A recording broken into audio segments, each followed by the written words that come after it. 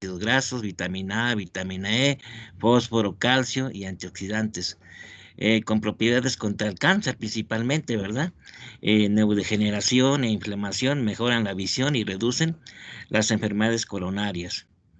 No obstante esas propiedades benéficas para la salud en nuestro país, el maíz azul se cultiva eh, en menor escala que el maíz blanco, porque debería incrementarse su siembra y propiciar su mayor consumo para la población.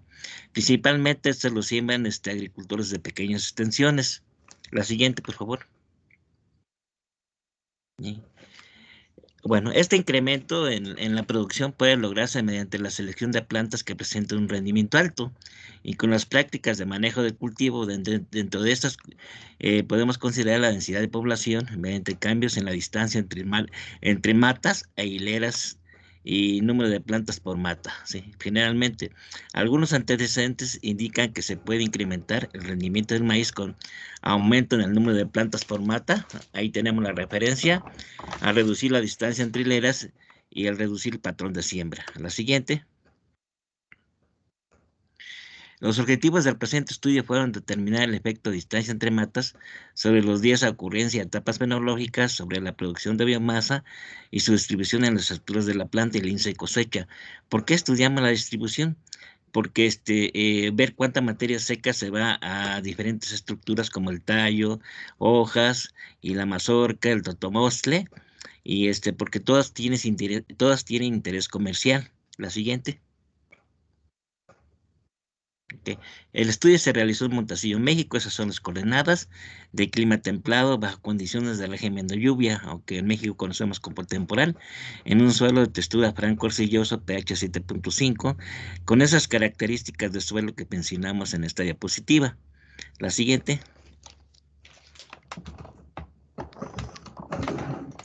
Bien, siembra, tratamientos y diseño experimental. Los tratamientos consistieron en la siembra del maíz azul el 14 de mayo de 2019 a distancia entre matas. Se tenía una planta por mata de 25, 30, 35 y 40 centímetros, que generó densidades de población de 5, 4, 3 y 2 plantas por metro cuadrado. La siguiente. ¿Qué variables estudiamos? Bueno, las variables fenológicas, los días de emergencia, inicio de floración y madurez fisiológica. A la madurez fisiológica que estudiamos también la acumulación y cálculo de distribución de materia seca en tallo, lámina foliar, mazorca, o lote más grano, que es la mazorca, y la suma de estos o la biomasa total. La distribución de biomasa o de materia seca se calculó con este planteamiento. La acumulación de materia seca en cada órgano o estructura dividida entre la materia seca total o la biomasa y por 100. También el porciento que ocupa el grano en la mazorca se determinó mediante el razonamiento, rendimiento en grano, o sea, del peso del grano entre el peso de la mazorca por 100. Se calculó también el índice de cosecha, ¿verdad? Mediante dividiendo la acumulación de materia seca en el grano entre la biomasa total y otras variables que estudiamos también fueron el rendimiento en grano y sus componentes. La siguiente.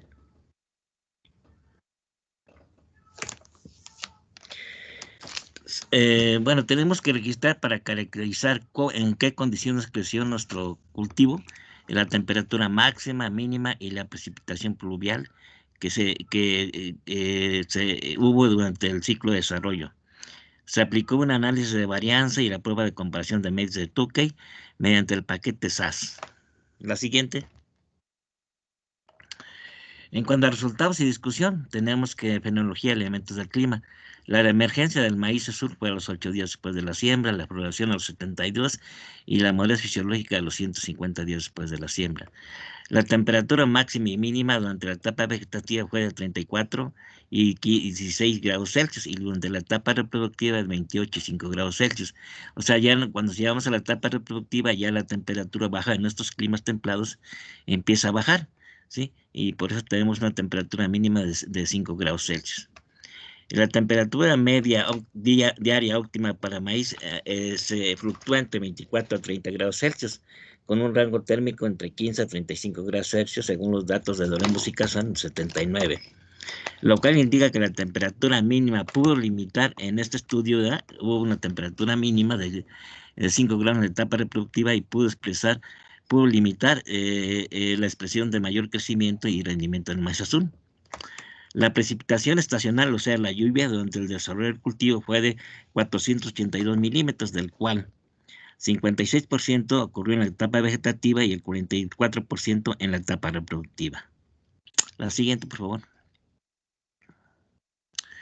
En cuanto a altura de la planta, número de hojas, acumulación de materia seca en órganos total y rendimiento de sus componentes, como se puede observar que en el cuadro 1, la altura de la planta y el número de hojas en la muestra fisiológica, la acumulación de biomasa, el rendimiento y las variables que en estudio en función que estos fueron más altos, ¿verdad? Son valores más altos conforme se redujo la distancia entre matas, es decir, que se incrementó la densidad de población al reducir la distancia entre matas.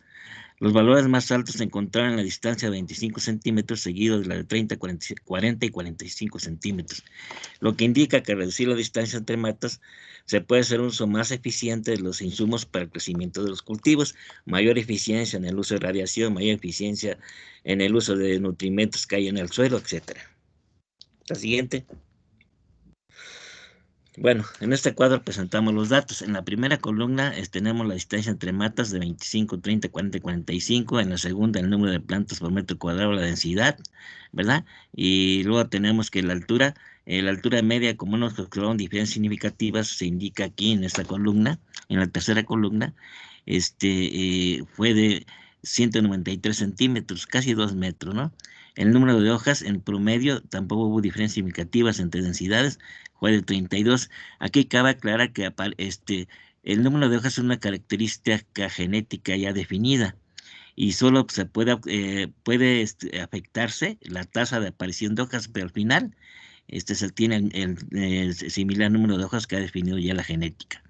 En cuanto a la acumulación de materia seca del tallo, fue más alta, 25 centímetros, y fue más baja en el resto de las distancias entre matas y el resto de densidades. En cuanto a también la materia seca en hoja, también fue más alta. Estamos hablando de gramos por metros cuadrados, ¿sí? Porque a nivel de planta es diferente. Fue más alta en a 25 centímetros de distancia y se fue reduciendo conforme se incrementaba la distancia. El peso de mazorca también mostró una tendencia similar. El rendimiento en el grano, fíjense, fue a 25 centímetros de distancia, fue de 344 gramos por metro cuadrado y se fue reduciendo hasta 45, tener 93 gramos por metro cuadrado. Esto generalmente se explica porque al tener, por ejemplo, distancias entre más altas, distancias, mayores distancias entre matas, pues se hace también menos uso eficiente de los recursos, porque quedan muchas zonas donde que pueden ser, por ejemplo, cubiertas por maleza, o bien se evapora demasiada agua entre los espacios que hay entre mayor espacio entre matas, se evapora el agua, tenemos menos plantas y la fertilización pues es menos efectiva, etcétera. El uso de nutrimentos también. El peso seco del lote, todos tienen valor comercial, por eso estudia cada estructura. Fue mayor igual en las distancias cortas, la biomasa también, ¿no? Fue mayor en la distancia corta y se fue reduciendo en gramos por metro cuadrado conforme la distancia fuera más amplia. El índice de cosecha fue en las distancias de 25 y 30, las más cortas, fue más alto. ¿Qué quiere decir? Que se asignó más materia seca, se distribuyó más materia seca hacia el grano que en el resto de la planta. Ok, la siguiente, por favor. En cuanto a la distribución de materia seca, se observaron cambios significativos en la distribución de materia seca en las estructuras de la planta, como se observa en la figura donde se ven las barras principalmente, ¿verdad? En general, la mayor distribución de materia seca se encontró en tallo, seguido del grano, el olote y la hoja. La mayor distribución de materia seca hacia el grano, que es el índice de cosecha, se encontró en las distancias de 25 y 30 centímetros, de las más cortas, ¿no? Tiene 2 minutos, doctor. Sí, en contraste, la más baja correspondió a 35 y 40 centímetros. La siguiente. En cuanto a conclusiones, tenemos que los cambios de distancia entre matas no afectaron los días de ocurrencia de las etapas fenológicas, la altura de la planta y el número de hojas a la cosecha. En contraste, sí afectan las distancias al índice de cosecha, el rendimiento en grano, la biomasa y su acumulación y distribución de los órganos de la planta, en los órganos de la planta. La distancia entre matas de 25 centímetros, con esa distancia se logra una biomasa, índice de cosecha y rendimiento en grano más altos. La mayor distribución de materia seca hacia el grano conduce a la distribución más baja en el tallo particularmente, ¿sí? Bueno, la siguiente. Esta es la literatura en que nos apoyamos y gracias por su atención. Muchísimas gracias, doctor Escalante Estrada. ¿Alguna pregunta para el doctor Escalante Estrada sobre el maíz azul? ¿Alguien? Pues Arturo, si gustas Adelante, para por favor. participar, doctor, ¿qué dosis de fertilización se ocupó y si fue con los fertilizantes tradicionales o fue con el tema de abonos? Miren, orgánicos? aquí, sí, en esta ocasión no aplicamos fertilizante, pero generalmente se utiliza la 100-100-0, ¿sí? Para maíz. Ok, entonces estamos hablando de un rendimiento que es cerca de 3,5 toneladas, casi. 3,5 toneladas, más o menos, sí. Bueno, Es a nivel experimental, ¿eh? sí. Ujú.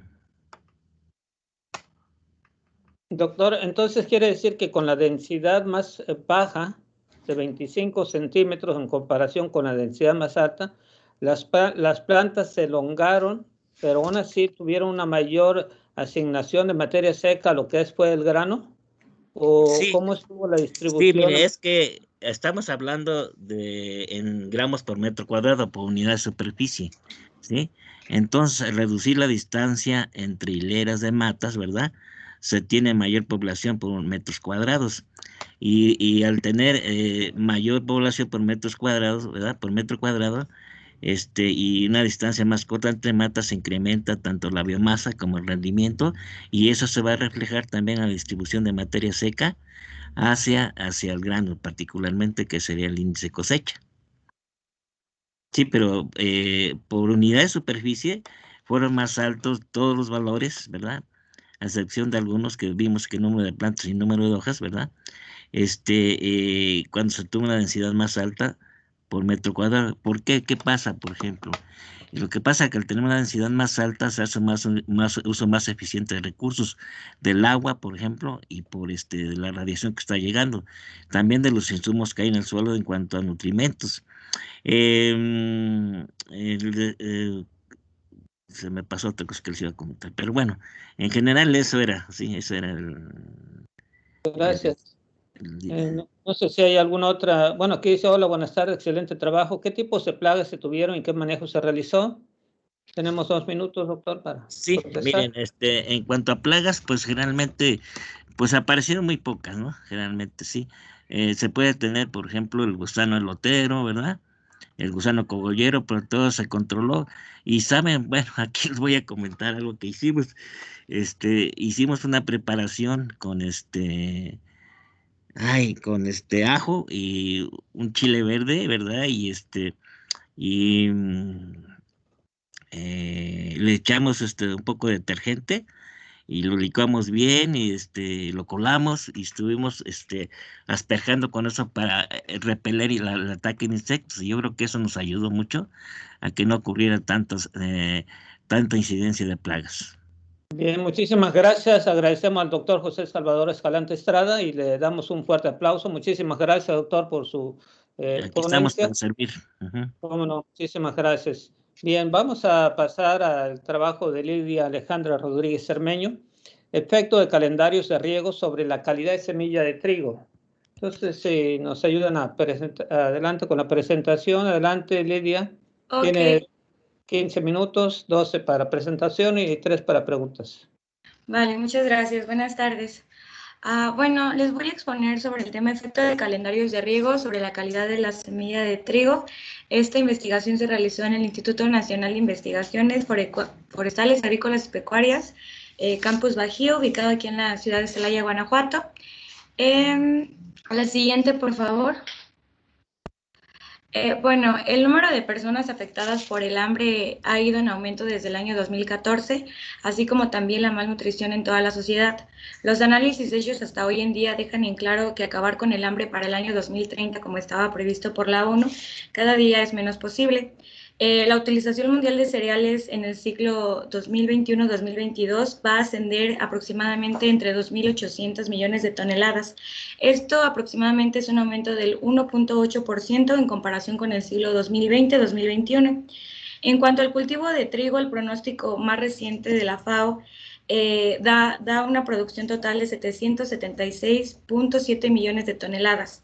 Esto es 7.2 millones de toneladas más que en la producción de 2020. La siguiente, por favor. Actualmente los agricultores y fitomejoradores tienen un gran reto, que es el aumentar los niveles de producción para acabar con el hambre o las deficiencias que se encuentran en la alimentación mundial, y al mismo tiempo hacer más eficientes los recursos que son indispensables para llevar a cabo una buena producción en campo. Uno de ellos, como bien lo sabemos, pues son las condiciones hidrológicas, ya que estas son un factor clave para que haya un buen desarrollo en la planta, ya que si no se encuentra la planta con buena humedad o no tiene un buen proceso hídrico en todo el cultivo, puede tener deficiencias, puede haber una baja en la biomasa, el tallo más delgado, puede haber pérdida del área foliar o incluso la muerte total de toda la planta. La siguiente, por favor. El agua es indispensable en la vida de las plantas, y al haber una reducción de esta también disminuye la intercepción de la radiación solar. Esto crea una menor expansión y una menor exposición de la superficie foliar, y trae pues con ello pérdidas a los agricultores, ya sea hasta del 100% en su totalidad. La siguiente, por favor. Actualmente se han implementado varias prácticas para poder hacer más eficiente el uso del agua y al mismo tiempo mantener la calidad de la semilla o del grano que se vaya a cosechar. Una de estas prácticas es los calendarios de riego, los cuales juegan un papel importante, ya que se optimiza el manejo del uso del agua. En el caso del trigo, como bien sabemos, hay trigos suaves, trigos fuertes, trigos cristalinos. Para los trigos suaves es recomendable hacer una aplicación de 3 a 4 riegos, que es a los 0, 45, 75 días después de la fecha de siembra, si son 3. Si son 4 riegos, se recomienda que sea los 0, 45, 75 y 100 días después de la fecha de siembra. Para variedades de trigo cristalino o el trigo duro, es recomendable llevar a cabo una aplicación de 4 riegos, que puede ser a los 0, 45, 75 y 100 días, o de 5 riegos, que es a los 0, 35, 65, 85 y 105 días después de la fecha de siembra. Cabe mencionar que es importante tener en cuenta el genotipo o la variedad que se está cultivando, y también es importante tener en cuenta los factores abióticos donde se está desarrollando el organismo vegetal. La siguiente, por favor.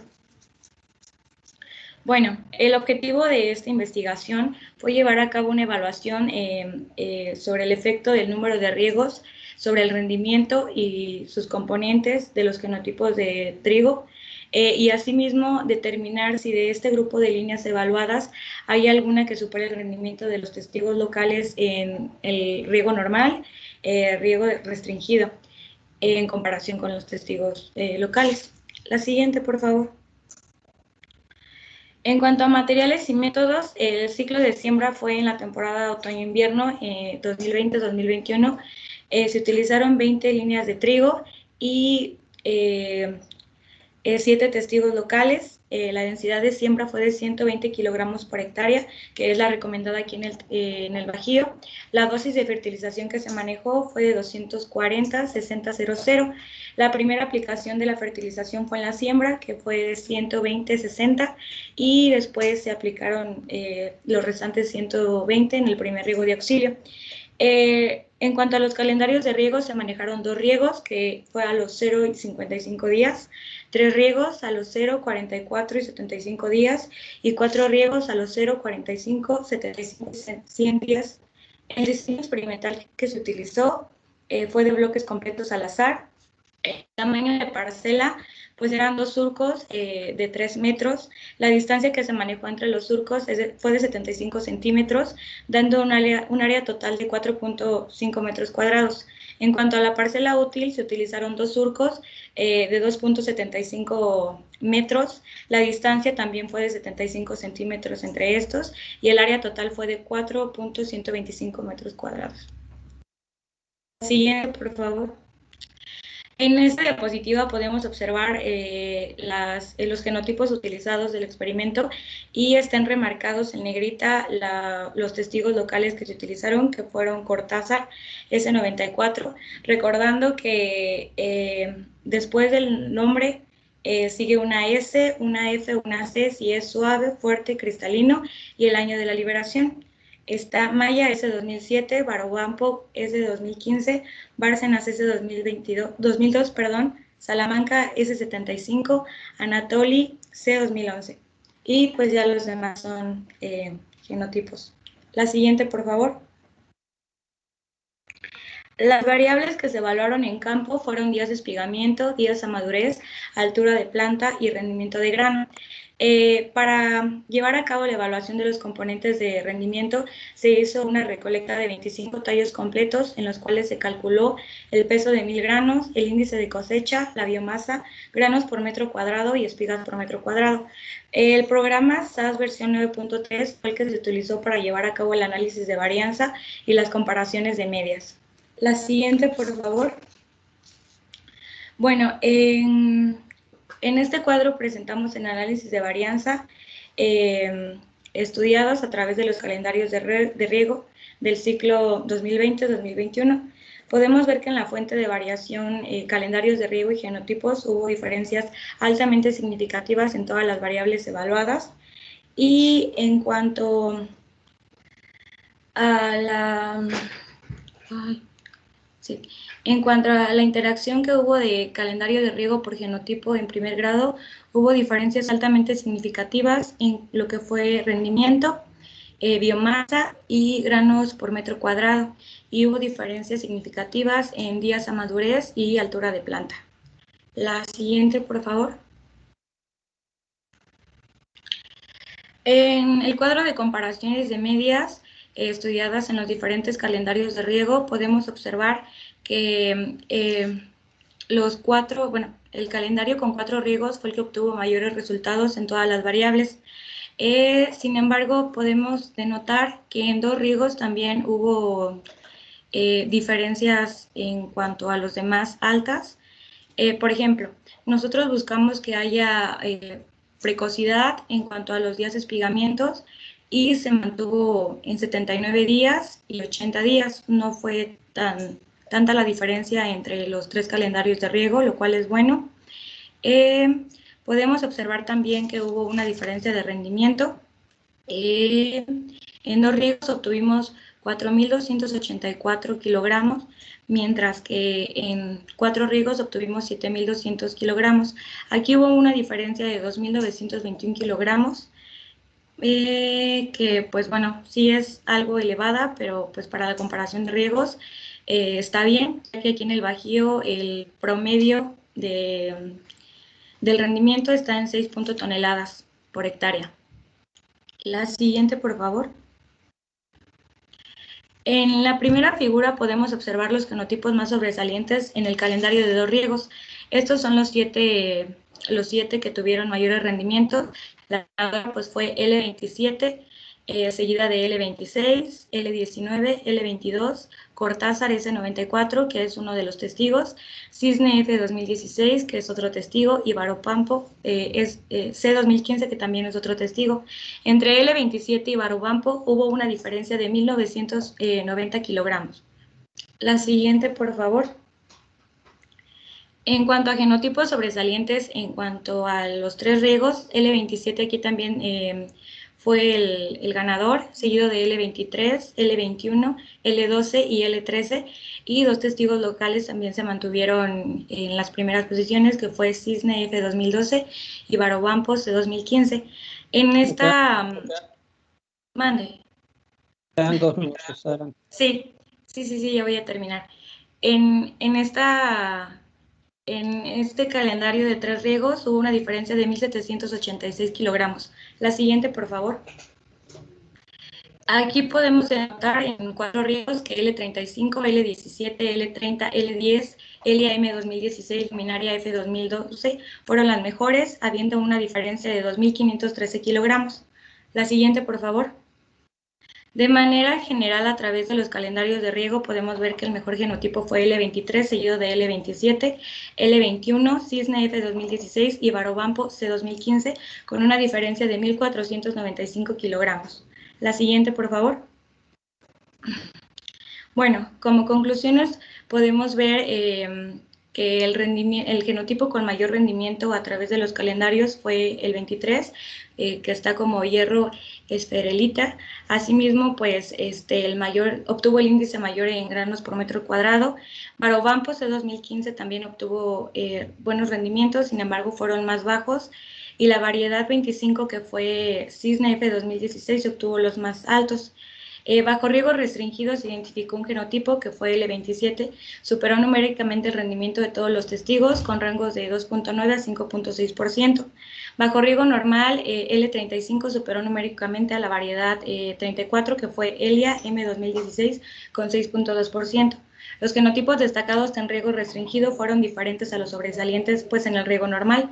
Solo la variedad Cisne F 2016 fue la que destacó en ambos ambientes, aunque el promedio general fue superada por la línea 23, 27 y 21. La siguiente. Y pues bueno, eso es todo. Y ahí está la literatura citada en la introducción. No sé si hay alguna pregunta. Bien, muchísimas gracias. De nada. Lidia. ¿Alguna pregunta para Lidia?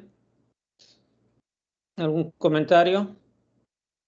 Lidia, en este caso, bueno, dado que no hay preguntas todavía por el momento, en este caso, esta práctica generalizada, o hay algún software especial donde uno pueda meter los valores de abióticos, la variedad y algunas otras variables como lo que presentaba el doctor Escalante Estrada, densidad de plantas, tal vez, no sé, algunas otras características, y que se pueda generalizar esta práctica de riego para otros cultivos o para el mismo cultivo en otras regiones del país?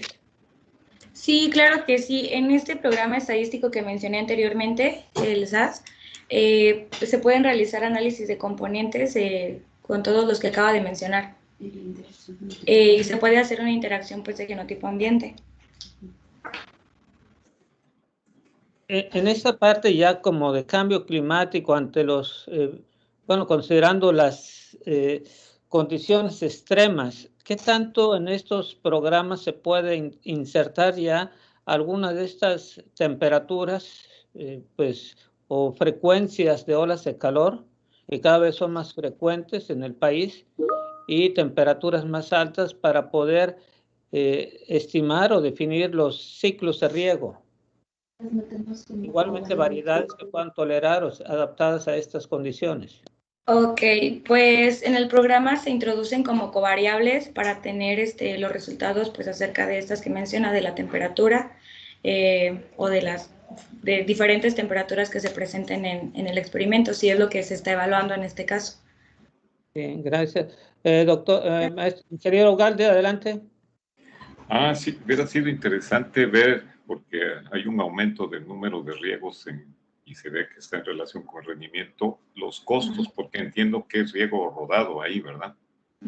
Sí. Pues sí hay una diferencia en cuanto a costos por uno, pues es primero la mano de obra, ¿no? Que son los trabajadores, y en este caso, pues aquí es proporcionada el agua. Creo que ahí no hay tanto problema. Sin embargo, ya un agricultor, pues sí tendrá que tener un mayor cuidado en el número de riegos que implemente en su cultivo, porque pues va a ser un mayor gasto para él.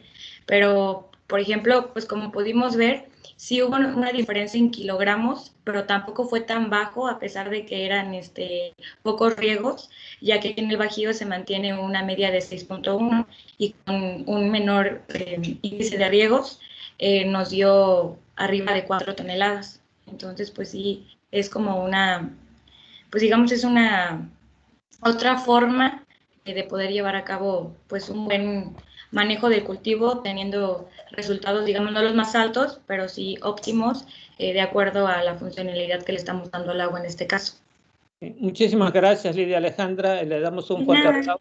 Muchísimas gracias. Gracias a ustedes. Nuestra última presentación de esta mesa, que son logros productivos por productores de frijol en la cuenca hidrológica del Papaloapan en pandemia COVID-19, del ingeniero Francisco Javier Ugalde Acosta. Adelante.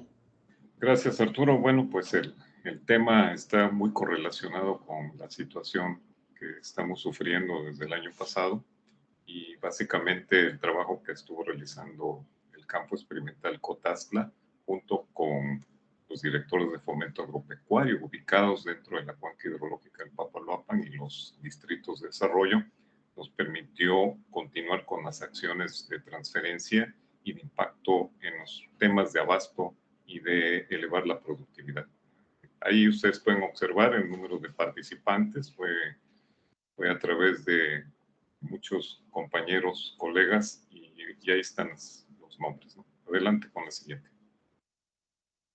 Bueno, el antecedente que tenemos en esta región que comprende Veracruz, Oaxaca y Puebla, que es lo que comprende la cuenca hidrológica del río Papaloapan, es que el rendimiento de frijol es de 665 kilos, relativamente bajo y poco rentable para los productores que siembran con fines comerciales.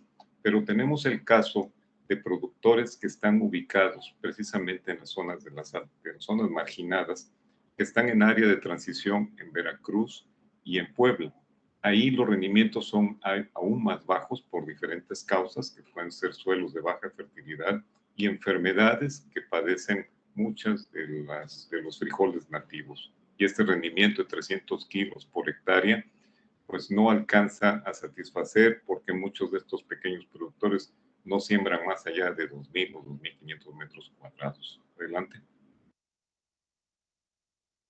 ¿Cuáles son las causas de este bajo rendimiento? Generalmente es primero por el desconocimiento de la existencia de mejores variedades, algunas producidas con materiales nativos, pero que han sido mejoradas en cuestiones de protección contra factores bióticos, como son las enfermedades, o factores abióticos. Eso de alguna manera incrementa la productividad. Pero también tenemos el problema de que no hay programas de fomento al cultivo, pero tampoco el problema que tenemos, más bien el problema que tenemos es la falta de semilla en esas zonas, precisamente por estos programas de expansión. Adelante. Bueno, los objetivos de este proyecto, que como decía al principio, es tratar de llevar esta tecnología a la mayor cantidad de productores para que empiece a ser usada y puedan conservar la semilla, porque son variedades autógamas. Precisamente las variedades de frijol previamente evaluadas y probadas en estas condiciones ambientales diferentes nos permite hacerlas llegar, pero para esto necesitamos la participación, en este caso con los directores de fomento agropecuario de los ayuntamientos que están ubicados en la cuenca hidrológica y también de los distritos de desarrollo rural comprendidos en Tehuacán, en las altas montañas, que es Fortín, en la zona de Tuxtepec, Oaxaca, y en lo que es Ciudad Alemán en Veracruz. Esto nos permitió hacer llegar el conocimiento, hacer llegar las variedades para que fueran usadas por los productores. Y también el objetivo principal es contribuir a la productividad y la seguridad alimenticia de las familias de estos productores que participaron. Al siguiente. La cobertura de este proyecto incluyó 27 municipios en esta primera fase y comprendió tanto los que se dedican a la producción de riego en algunas zonas, otros en primavera-verano, otros en otoño-invierno de humedad residual, y las variedades de frijol que ya habían sido previamente evaluadas fue negro comapa, negro tropical y negro 8025. Todas ellas tienen participación genética o usan fuente genética de la variedad negro jamapa nativa de las zonas tropicales de Veracruz. La siguiente. A cada productor, a través de los directores de fomento agropecuario, se les proporcionó 4 kilos en base a la superficie que siembran comúnmente, que son 1.500 a 2.000 metros cuadrados. Al final del ciclo, los técnicos municipales realizaron estimaciones para poder determinar el impacto productivo. Quiero mencionar que ninguna de estas variedades necesita fertilizantes, ni fungicidas, ni necesitan protección adicional, ya que tienen factores que le permite defenderse por sí sola con algunas enfermedades o suelos de baja fertilidad. Y esto nos permite tener conocimiento del impacto productivo en la familia y principalmente lograr el abasto familiar. Adelante. Se produjeron un poco más de 3 toneladas y estas se hicieron llegar a 700 fracción de productores. Se sembraron 73 hectáreas en todo este sitio. Recuerdo que la mayoría de los productores no siembran a veces más de 1.500 metros cuadrados y cada productor cosechó en promedio 90 kilos sin necesidad de fertilización. Si lo comparamos con el rendimiento promedio de la cuenca hidrológica, con el simple hecho de usar estas variedades, se logró más del 157% de rendimiento. Adelante. Y bueno, finalmente lo más importante de esto fue que se logró el 100% del abasto familiar, en el caso de las familias, por el tema de que en promedio andan 5 o 6 integrantes y con la generación de este rendimiento se pudo lograr ese abasto, considerando 14 kilos de consumo por año. Adelante.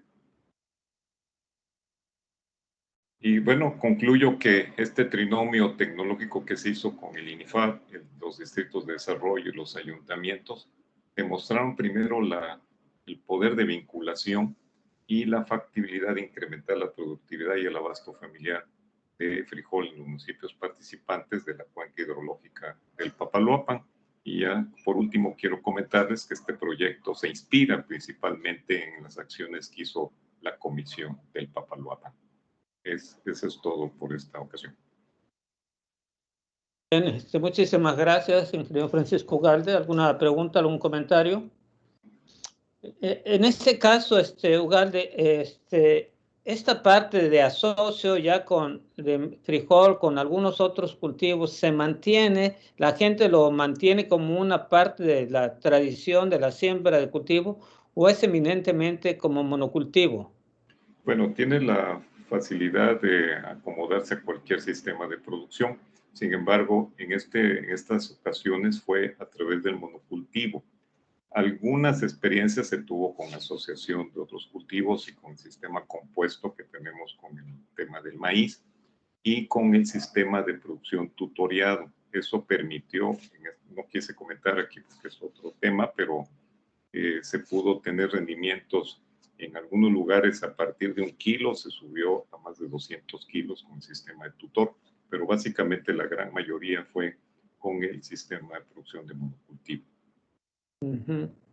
Oye, ingeniero Ugalde, entiendo que mucho, a lo mejor la parte de cosecha ya del grano, entiendo que, bueno, la gente normalmente lo hace pues casi de la manera tradicional que se hacía hace 20, 30 años, que es, no sé, pasando algún animal de trabajo con tractor o a paleos. ¿Hay alguna innovación tecnológica para facilitar la cosecha del grano de frijol o no? Sí, sí lo hay. De hecho, tradicionalmente aquí con estos pequeños productores tendría que seguir siendo de esa forma. Pero para condiciones ya más comerciales hay trilladoras mecánicas estacionarias, no pensando en una trilladora combinada como las que vemos a veces, y tienen el rendimiento promedio de 1 tonelada por hora y media más o menos, y con esto se reduce significativamente el costo de producción para aquellos que quieran sembrar frijol con propósitos comerciales, que eso lo hace aún más rentable el cultivo. Bien, no sé si hay alguna pregunta adicional para el ingeniero. Si me permiten un comentario. Adelante. Sí, mi comentario es el siguiente. Se notó la oportunidad y la gran compañerismo, la participación de los municipios y de los distritos de desarrollo rural. Fue posible comunicar rápidamente a varios productores invitados, por decirlo así, de última hora, como fue el caso mío, y además la oportunidad de contestar a algunas consultas que nos llevaron a controlar plagas, en el caso mío tuve, a controlarlas de manera rápida. Fue bueno el ambiente para la producción en toda esta área de la cuenca del Papaloapan. Gracias. Bueno, aprovecho, Arturo, que bueno, invitamos a muchos de los que participaron en este proyecto.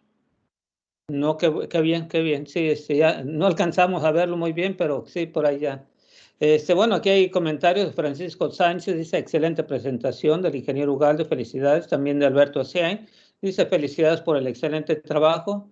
Igualmente yo me uno a estas felicitaciones por este gran trabajo que ha hecho INIFAP en la parte de pues, la distribución de frijol en muchas comunidades, y sabemos que estas variedades o estos materiales genéticos de frijol pues han tenido un fuerte impacto en la economía de muchos productores en el trópico y bueno, han merecido varios premios por ello. Muchísimas gracias, ingeniero Ugalde. Gracias, Arturo, y gracias a todos los que colaboraron con las acciones de este proyecto durante la pandemia. Bien, si no hay alguna otra aportación de los productores que están por ahí. Bueno, si no, agradecemos. No sé, Alberto, decían, ¿querías comentar algo? No, Arturo, nada más estaba saludando y felicitando. Bien. Bueno, felicitaciones. Sí.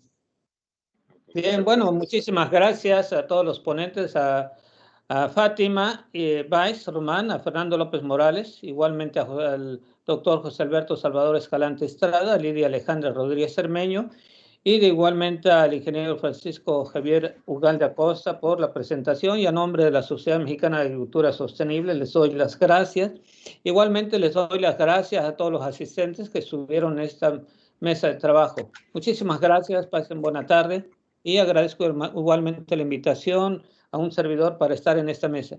Cedo la palabra a la doctora Mónica de la Cruz Vargas, quien es presidenta de nuestra sociedad. Adelante, doctora. Sí, bueno, muchas gracias a todos los que participaron el día de hoy en esta mesa, a los ponentes, a los moderadores y también a nuestra proyeccionista Scarlett. Quiero intervenir nada más para anunciarles, no se pierdan la sesión de carteles que son esta tarde de 4 a 6 en la sala 1, y los carteles pueden ser consultados de antemano en